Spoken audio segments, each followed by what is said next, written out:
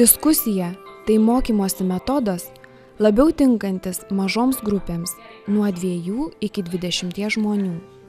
Jei moksleivių daugiau, skirstoma į 2 ar daugiau grupių. Grupelės galime sudaryti pagal moksleivių asmeninį pasirinkimą, pagal jų interesą diskutuoti viena ar kita tema ir panašiai. Kuo naudingos diskusijos grupėse? Diskusijos aštrina moksleivių mąstymą, padeda patiems konstruoti žinias, skatina moksleivių aktyvumą, sudaro sąlygas moksleiviams tobulinti savo bendravimo ir bendradarbiavimo įgūdžius. Koncentriniai ratai.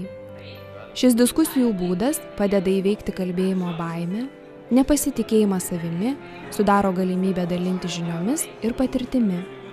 Diskusijos dalyviai suskirstomi į 2 lygias grupes. Vieni sėdi arba stovi vidinėme, kiti išorinėme rate, poromis pasisukę vienas į kitą. Vienas priešais kitą esantys moksleiviai diskutuoja paskaitos tema arba kita tema aptarta prieš diskusiją. Vienos poros diskusijai skiriama keletas minučių, nereikėtų pernelyg užtęsti, pakanka 2-3 pokalbio frazių.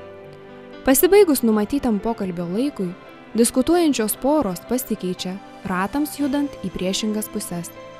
Dabar pažvelkime, kaip tai atrodo realioje situacijoje. Taip diskutuojama, kol pakalba visi išorinio rato dalyviai su visais vidinio rato dalyviais.